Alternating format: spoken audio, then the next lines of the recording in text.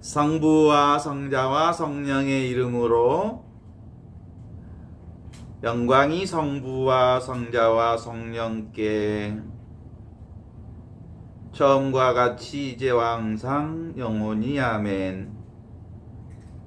성부와 성자와 성령의 이름으로 오늘은 18장에 이어서 4절, 5절, 6절을 해야 되겠는데요. 5절, 6절 부분들은 사막교부들의 교훈을 좀 점검해 보면서 마지막에 한번 읽어보도록 하겠습니다. 그러니까 사막교부들은 4세기 교회의 세속화, 물질주의에 반대해서 일어난 영성운동인데, 영성운동의 핵심은 하느님의 현존 영성, 그리스도교 영성인데, 근본적으로 삼위일체 영성을 근거로 한 그리스도 영성이죠.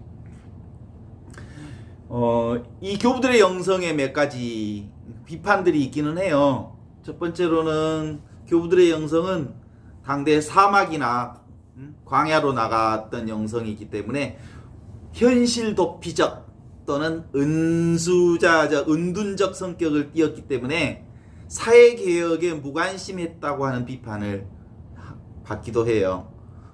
더 나아가서는 금욕적인 고행을 강조함으로써 복음으로부터 좀 벗어난 거 아닌가 하는 얘기를 하지만, 실제로 그들은 하느님의 현존을 살기 위해 수도자들의 5개의 덕목, 순결, 청빈, 순명, 노동, 그리고 독서, 렉시오 디비나와 같은 수행을 했기 때문에 금욕이 목적이 아니라 하느님의 현존을 위한 금욕 생활이 전제되었다는 것을 인지해야 할 필요가 있죠. 더 나아가서 사막의 영성에서 얻는 큰 유익이 있다면 외적으로는 뭐요? 외적으로 영적 투쟁을 계속했어요. 영적 투쟁이란 인간의 조작된 인간의 생각으로부터 자유롭기 위해서 이렇게 생각을 내려놓는 훈련들을 했던 걸 영적 투쟁이라고 말할 수 있죠. 오만 생각으로부터 자유로운 상태, 결국은 생각 이전의 상태, 하나님의 현존 상태를 누리기 위해서 영적 투쟁은 계속됐죠. 그리고 내면적으로는 그 하나님의 현존 체험을 한 수도자들은 영적 기쁨이 그 누구보다도 충만했다고 말할 수 있습니다. 그래서 늘 그들의 얼굴에는 기쁨, 내면에는 그리스도의 평화, 이게 이제 큰 흐름이었다고 볼 수 있죠. 내면에는 그리스도의 평화, 얼굴에는 기쁨의 미소. 그게 수도자들이 가진 아주 큰 특징 중에 하나였겠죠. 그래서 첫 번째 핵심은 뭐라고요? 하느님의 현존을 위한 영성이었습니다. 두 번째로 이 영적 투쟁에서 승리하기 위해 생각, 망상, 분별의 세계의 허상을 극복하는데 주력했지요. 셋째로 영적인 유익을 얻기 위해서 시간을 잘 활용했어요. 그래서 늘 하느님과 함께 보내는 시간을 뭐라고요? 카이로스적 시간. 하느님과 함께하는 시간은, 하느님과 함께하는 시간을 카이로스적 시간이라고 한다면 그 시간이 무슨 시간이냐면 하느님과 현존하는 시간을 살았던 영성입니다. 이 하느님의 현존을 사는 데는 몇 가지 단계로 지나갈 수 있을 터인데, 히스키야라고 하는 단계, 첫 단계를 거쳐야 합니다. 그건 영적인 육체의 쉼의 단계. 이게 무슨 단계일까요? 생각을 내려놓는 단계죠. 생각의 조작으로부터 해방되는 단계, 분별 세계로부터 해결되는 단계. 그러면 일체 욕망으로부터 초연한 무감동의 상태인 아파테이아, 하나님의 현존 상태에 들어올 수 있습니다. 먼저 히즈키야, 그러니까 영적인 쉼을 얻기 위해서 수도자들이 했던 방법은 기도와 찬송, 노동과 성경 읽기 그리고 암송 등이 있었고요. 더 나아가서 아파테이아 하느님의 현존을 살기 위해서 그분들은 늘 금식과 금욕적 훈련, 자기절제 생활을 끊임없이 수행했다고 볼 수 있죠. 이 수도의 형태는 크게 두 가지 형태인데 하나는 혼자 은수적 수도 형태가 있었고 하나는 공주적 수도 형태가 있었는데 이건 첫 번째 수도의 출발점은 은수자적 수도 형태가 먼저 있었고 나중에 공주 생활이 계속됐죠. 은수 형태의 은수자를 다른 말로 앵커라이트라고 얘기하는데 앵커라이트는 곧 닷, 하느님이라고 하는 닷에 자기의 뿌리를 두고 하느님의 현존을 사는 삶의 형태가 은수자 영성의 특징이었고요. 공주 생활은 형제적 삶을 살기 위해서 공동체적 영성을 만들어 갔었죠. 더 나아가서 이 중세의 초기 수도의 영성들이 계속되면서 제도권 신학자들에게 큰 영향력을 미쳤는데 신학의 연구, 새로운 신학의 발전을 위해 저술 활동들이 함께 큰 역할을 했다고 볼 수 있습니다. 이 초기 영성은 근본적으로 이렇게 그리스도 중심적 영성인데 이게 영적 발전 단계로 보면 첫째로는 거룩하다고 하는 거룩하다. 그리스도인들은 모두 다 거룩하다. 예수 그리스도를 주님으로 믿는 모든 이들은 다 거룩하다고 의롭다고 칭의를 받는다라고 하는 칭의 단계. 두 번째는 하나님의 현존을 사는 성화 단계. 두 번째가 그렇고요. 세 번째는 하나님의 현존 가운데 머무는 영화 단계.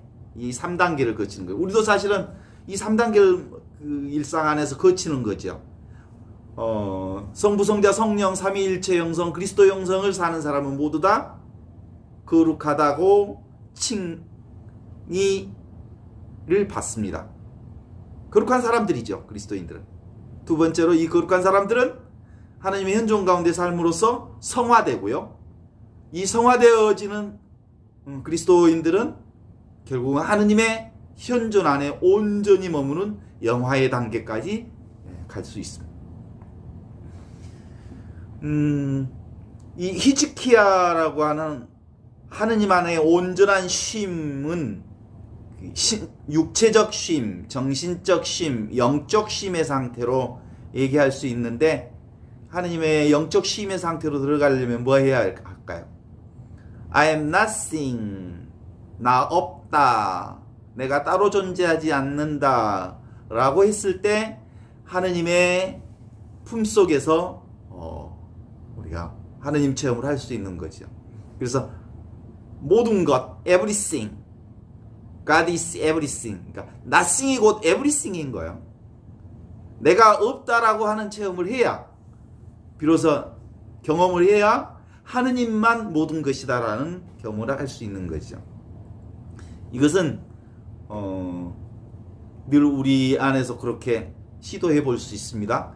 세라피나는 세라피나가 아니기 때문에 세라피나다.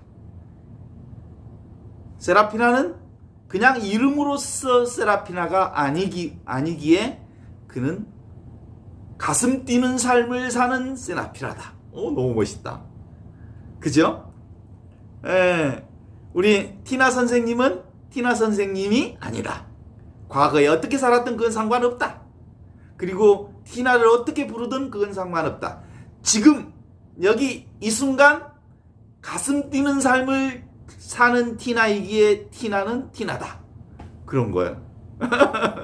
그게 현존의 삶을 얘기하는 겁니다. 수도 생활은 근본적으로 이런 현존 생활을 기반으로 하면서 금욕, 노동, 침묵으로 일관할 수 있었습니다. 거기에 하느님의 말씀을 암송하는 거룩한 독서, 렉시오 디비나가 기반으로 되어 있었고요. 그래서 늘 수도 생활에는 침묵을 일반 조건으로, 중요 조건으로 내걸었습니다.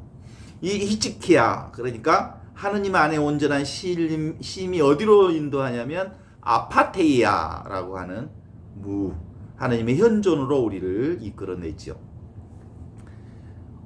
이렇게 살아가는 영성생활의 열매는 8가지의 열매가 있는데, 첫 번째 열매, 영성생활의 첫 번째 열매는 뭐로 기록될 수 있냐면 겸손, 나 없음. 그래서 나 없음으로 인해 그 나타나는 현상은 있는 그대로 모든 것이 다 하느님 현존, 이렇게 고백할 수 있고, 두 번째로 주어지는 덕성은 순종, 주어진 그대로 하느님께서 내게 맡겨주신 최상임을 수용하고 기쁘게 받아들이는 것. 이것이야말로 자기중심성을 극복해서 하느님의 형상을 회복하게 되는 요소가 될 수 있죠. 그 다음에 세 번째로 덕성은 나와 남이 따로 없다. 나는 너로 인하여 나다. 그래서 너를 사랑하는 것은 곧 나를 사랑하는 것이다. 한몸 영성이죠. 네 번째로 용서 역시 내가 따로 없기 때문에 용서할 이유도 없죠. 사실은 이미 용서라고 하는 이 부분은 사실은 하나님 현존 안에 있으면 그렇게 크게 문제가 되지 않지만, 분별 의식 속에 사로잡힌 상황에서 용서는 불가능합니다. 하느님의 영역에서만 가능한 일이지, 인간적으로 용서할 수 없습니다. 인간은 자기 능력으로 용서가 안 됩니다. 그 다음에 수도자들의 아주 중요한 덕행 중에 하나가 유머러스한 유머. 이게 유머라고 하는 건 자기를 객관화하고 자기 통찰을 통해서 스스로 자신의 어리석음을 조롱하는, 그래서 자기를 낮추고 자기를 객관화해 볼 수 있는 아주 중요한 덕행 중에 하나죠. 그래서 수도사들은 자신들이 처한 상황, 그리고 심각함, 분주함, 영적 투쟁 또는 욕망 등을 유머로 뒤틀어서 재미있고 우습게 만드는 지혜를 간직할 줄 알아야 했다라고 말할 수 있습니다. 7번째는 고독의 덕행은 인간은 고독성에서만 진정한 자신을 발견할 수 있었기에 고독은 필수 조건이었죠. 고독은 자신의 죄를 발견하고 새로운 자신을 찾아가는 영성 중에 아주 중요한 영성이죠. 이렇게 혼자 살 줄 알아야 공동체로 같이 살 줄 아는 거예요. 그죠? 혼자 살 줄 모르는 사람은 함께 살 줄도 몰라요. 그래서 함께 사는 공동체 영성 안에는 늘 그 스승과 제자 또는 감독이라고 말할 수 있는 아빠스에게 순종하는 순종의 미덕을 간직할 수 있었습니다. 현대판 사막의 영성의 그 영성가로 토마스 머튼을 소개하고 싶은데요. 들어보시겠습니까? 현대 사막의 영성을 가지신 분을 토마스 머튼이라고 하는데, 토마스 머튼은 초창기에 수도자들의 아버지였던 안토니오 성인, 그 다음에 나지안의 그레고리오, 히포의 어거스틴에 이어서 현대의 토마스 머튼이라고 이를 만큼 대표적인 은수사로 토마스 머튼을 꼽고 있습니다. 은수사의 토마스 머튼은 앙카리스트, 하느님께 돛을 단 사람, 하느님의 현존을 사람의 대표적인 인물인데, 토마스 머튼은 미국의 켄터키주의 겟세마니 트라피스트 수도원의 신부였습니다. 그의 수도명은 루이스 신부입니다. 그는 26살 때 수도원에 들어갔고, 트라피스트 수도 사제로서 공동체의 규율을 엄격히 준수하면서 은수 생활을 시작했던 대표적인 현대판 영성가라고 말할 수 있습니다. 토마스 머튼의 별명은 여러 가지가 많아요. 시인이기도 하고 수필가이기도 하고 사회비평가이기도 하고 교회 일치의 탐색가이기도 하고 사진도 잘 찍고 또 그림도 잘 그린 화가이기도 했고, 그리고 편지 작가 등 다양한 일들을 했던 분입니다. 그럼에도 불구하고 토마스 머튼에게 붙일 수 있는 유일한 그림은 은수자 토마스 머튼. 토마스 머튼의 생애를 간단하게 좀 이렇게 정리해 보자면 그렇습니다. 그는 1915년생이에요. 1915년생. 그러니까 1차 대전 중 프랑스 브라데에서 태어났고요. 아버지 오웬 머튼과 어머니 루스젠스키스와 가운데서 태어났는데 근 7살 때 어머니가 위암으로 사망하고, 그리고 여러 도시를 아버지와 함께 전전하다가 1925년 아버지가 한 미술 전시회에서 성공적인 미술 전시회를 마치면서 두드러진 유명한 화가로 등장하면서 아버지에게서는 그림도 좀 배우고 그랬나 봐요. 그리고 1925년에 프랑스의 아주 작은 성당 근처에서 살았던 기억이 있고, 그러다가 그 후에 로마에 건너가서 약간의 체험을 한 모양 같아요. 1933년 2월 머튼은 이탈리아 여행을 떠났고 로마에서 성당 벽에 모자이크 그림을 보고 아주 감동을 받았대요. 그리고 성당 순례하는 중에 내적 평화를 느끼면서 큰 체험을 했는데, 그 체험이 나중에 그 사회주의, 막스, 공산주의에 매료되기도 했어요. 대학 가서는. 그러다가 그는 38년 프란치스코 수도사가 되기 위해서 수도회에 들어갔지만 수도에서 안 받아줬어요. 왜 그랬을까 했더니 한때 결혼도 했어요. 결혼한 적도 있었어요. 그래서 트라피스트 수도회에서는 그의 과거 경력을 묻지 않고 수도사로 받아주었습니다. 그래서 그가 수도회에 들어갈 수 있었죠. 1942년 브라더 매즈 루이스 수사라는 수도명을 받게 되었고, 44년 유기서원을 했고, 48년 자서전적 소설인 7층산을 출간했습니다. 그리고 47년 토마스 머튼은 정신서원을 했고, 그 후에 1960년 수도원장으로부터 개인 수도 은수처를 갖는 것을 허락받았습니다. 수도회에서 개인이 은수처를 받아서 혼자 사는 것이 그렇게 일반적이지 않죠? 나 혼자 살겠습니다 하고 어디 은수처 구해갖고 나 거기서 혼자 살겠습니까 하면 수도원장들이 주로 허락해주는 경우들이 그렇게 많지는 않을 거예요. 그는 고독 속에서 여러 가지 묵상과 신비가들의 책에 몰두하고 기도와 글쓰기에 전념했죠. 한때는 이제 반전평화운동도 했고, 반전평화운동을 위한 글쓰기도 계속했고, 그래서 이제 수도회가 그런 그 사회운동 하지 말라고 그랬나 봐요. 반전평화운동을 위한 글쓰기를 그만두기를 명령했는데 머튼은 그걸 받아들이지 않았어요. 수도사는 홀로 고독 속에서 거하지만 그가 인류 전체의 운명을 짊어진 중요한 존재라고 생각했기 때문에 사회적 문제에 가만히 침묵할 수 없었던 거죠. 1965년 트라피스트 수도회 안에서 은수자로서 공식적으로 인정을 받았던 그는 1966년 척추 수술을 했다가 병원에서 척추 수술을 하면서 간호사하고 사랑에 빠져요. 그래서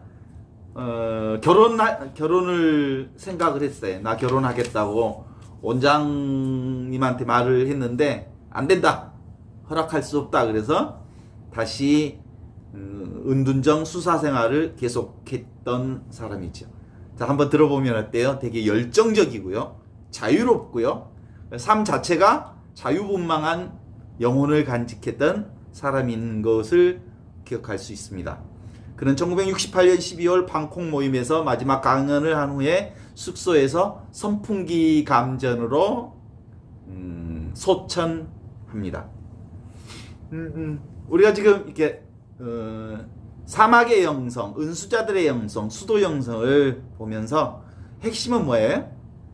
그냥 하느님의 현존 안에 머무는 것, 이것이 영성의 핵심이라는 것을 이해해 볼 수 있습니다. 우리가 사는 시대는 이제 너무나 많은 집착과 욕망들로 인해서 우리도 생각에 끄달리는 인생들을 살지요. 그리고 생각에 조작된 생각 속에서 얼마나 많은 혼돈을 겪고 있지만, 그게 바로 뒤집어진 착각 속에 살고 있지만, 이것을 원래 상태로 되돌이킨다는 건 쉽지 않은 일이라고 볼 수 있어요. 그렇다고 우리가 사막의 교부들처럼, 또 사막의 영성을 사는 사람들처럼 사막이나 광야로 들어갈 수는 없을 테고, 그럴 이유도 없고 그럴 필요도 없습니다. 일상 속에서 우리가 이 생각의 조작으로부터 자유로워질 수만 있다면, 그래서 지금 여기 이것 하느님의 현존 안에 살 수만 있다면, 물거품이고 그 도깨비 같은 이 생각의 혼돈으로부터 우리를 그 착각으로부터 벗어나서 원래 하느님 자리에 들어설 수 있는 거죠. 그것이 어려운 일이 아닌데 되게 어렵다고 생각을 해요.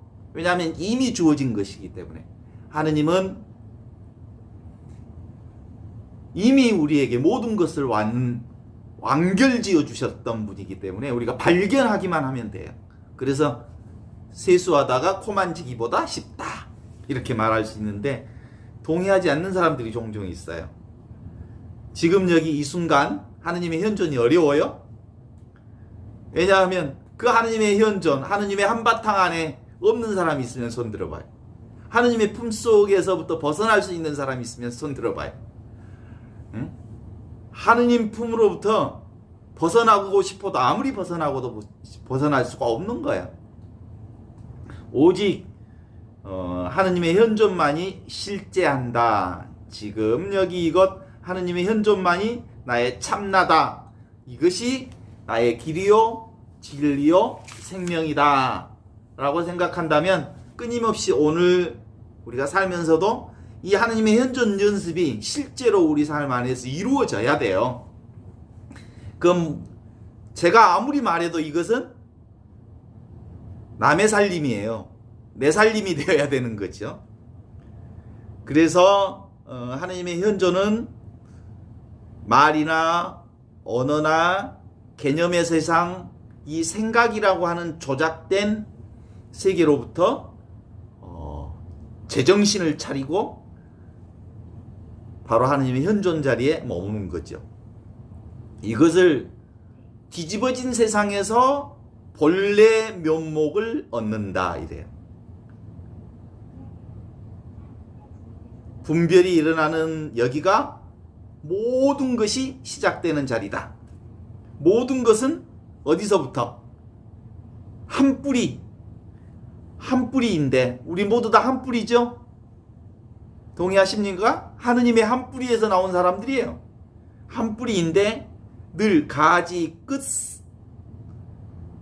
생각만 하고 있어요.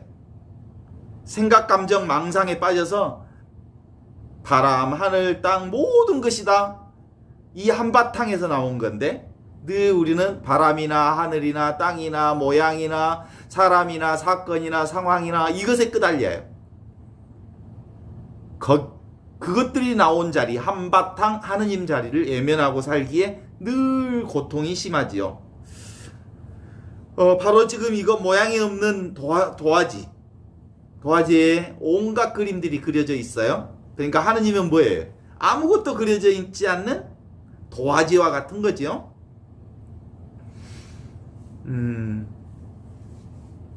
2000년 전 예수님 2000년 전에 계셨어요?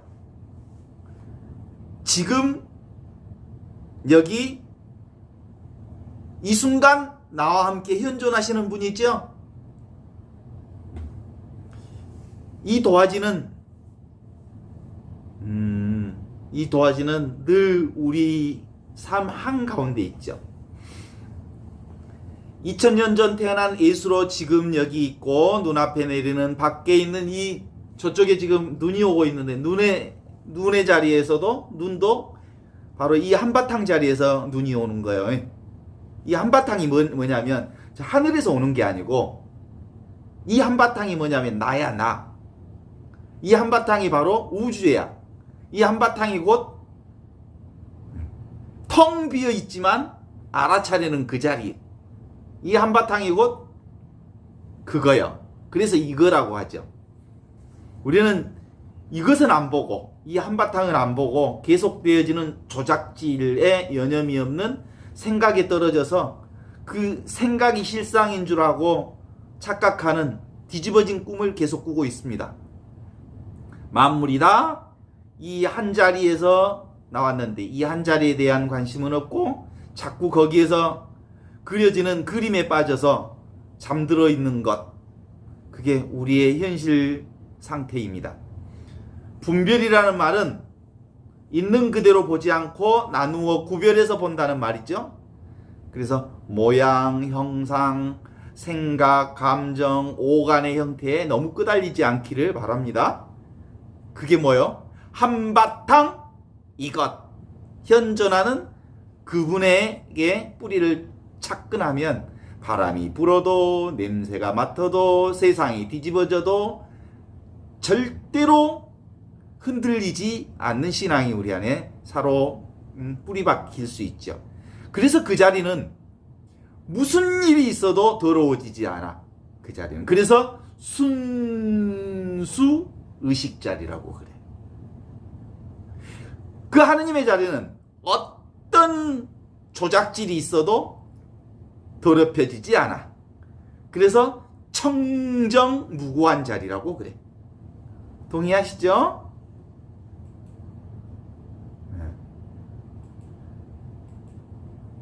그래서 늘 이게 살아있음, 눈앞에 살아있음, 이것만이 전부다. 인생 북치고 장구치고 노래해도 그 모든 것이 어디서 나와? 이 한바탕 하느님 자리, 내 자리, 하느님의 현존 자리인 나에게서 나온 거야. 내가 북치고 장구치고 노래하는 거지, 내 인생을. 그래서 만물은 여기에서 나온 거죠. 만물은 다 여기에서 나온 거죠. 다 여기에서 나왔다가 여기로 돌아가는 거죠. 이것으로. 이것은 생각하는 것이 아닌 실제로 느끼는, 실감하는 자리에서 나오는 것. 이것을 가리켜 현존재라고 그럽니다. 이걸 가리켜서 한바탕 꿈이라고 그럽니다. 그래서 인생을 한바탕 꿈이라고 그러는 거죠. 세라피나 그리고 티나 자매님 서울 사시죠? 제가 볼 때는 서울이 따로 있지 않습니다. 내가 생각하니까 서울이 있는 거예요. 내 한 생각이 서울을 만드는 기요. 내 한 생각이 희망을 만드는 기고, 내 한 생각이 죽음을 만드는 거고, 내 한 생각이 저기 나를 쳐다보는 바비 고양이를 만드는, 창조하는 거예요. 내 한 생각이 이루어지면 세상이 시작되고, 내 한 생각이 없어지면 세상이 사라지는 거예요. 그 한 생각이 어디서 나오냐면 바로 한바탕 이 자리, 하느님의 현존 자리에서 나오는 거다. 어때요? 동의하십니까?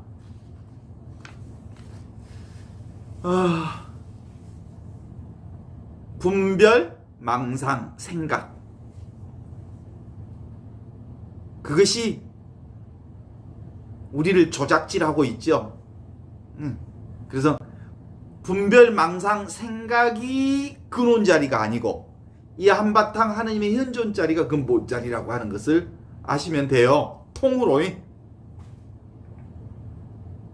근데 옛날에 그 어떤 왕이 세상에 있는 그 왕들을 초대했나 봐요. 그래서 극진한 대우를 해서 왕들이 돌아가면서 우리가 너무 대접을 잘 받았으니 왕에게 선물을 드리고 싶습니다. 우리에게 이제 그 대접해 주었던 초대했던 왕을 보니까 이렇게 보니까 이목구비가 없는 거예요. 잠자는 것을 보니까. 그래서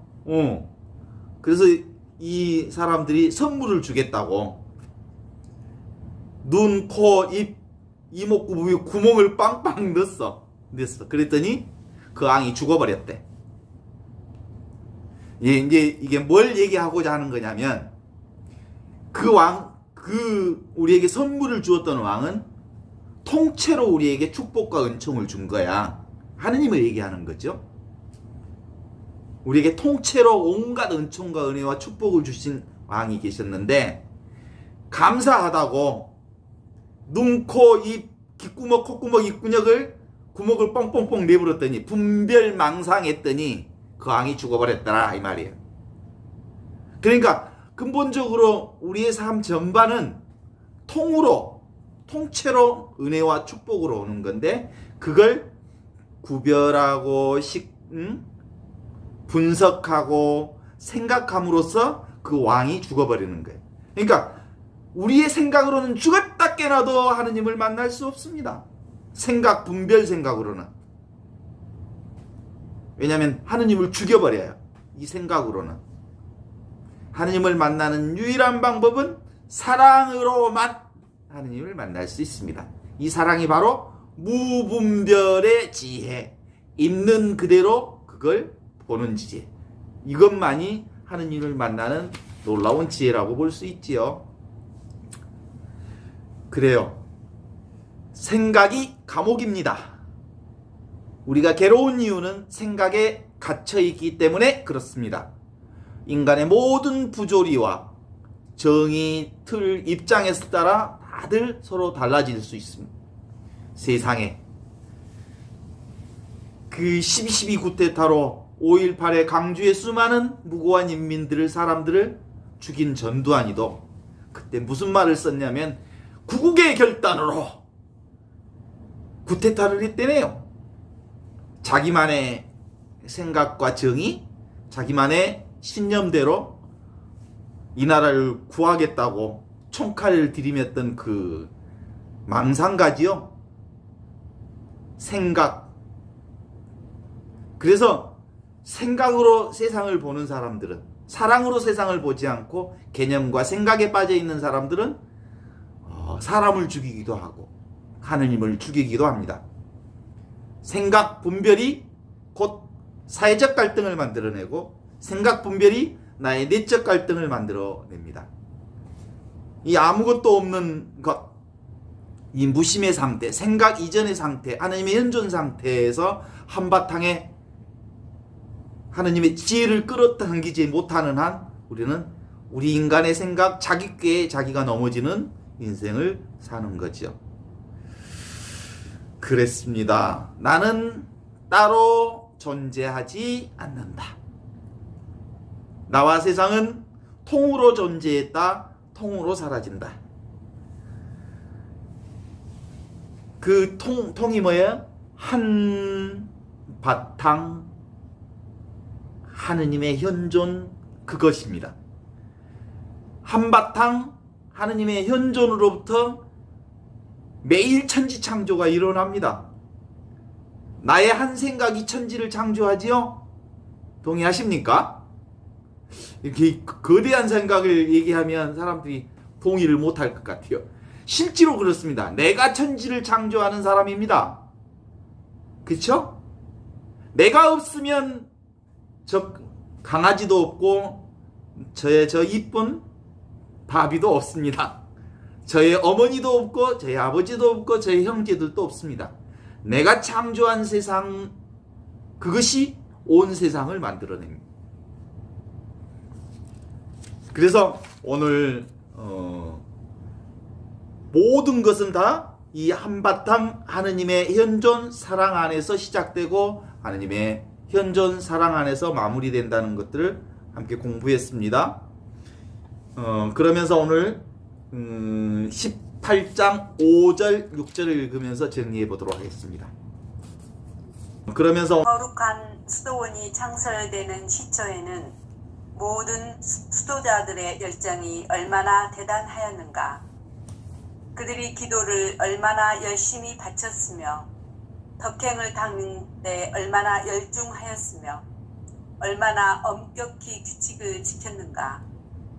모든 수도자들이 스승의 지도를 얼마나 잘 존중하고 이에 순종하였던가. 그들이 남겨놓고 간 유적은 아직도 그들이 얼마나 거룩하였고 완전하였는가를 증명해준다. 그들은 이와 같이 용감히 싸워 세속을 정복하였다.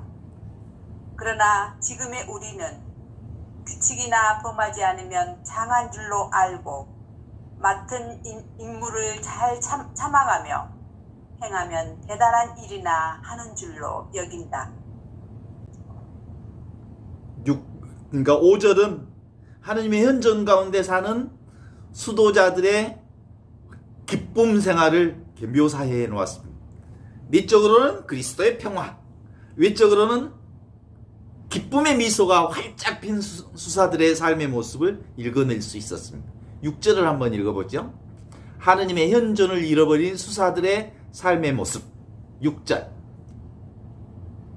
우리는 얼마나 게으르며 얼마나 임무를 소홀히 하였는가. 우리는 얼마나 빠르게 원래 있던 열정을 잃어버리고 게을러져 살기에도 염증을 내는가. 너는 신심 있는 이들의 행적을 많이 보았으니 부디 덕행의 길에 나아가는 발걸음이나 멈추지 마라.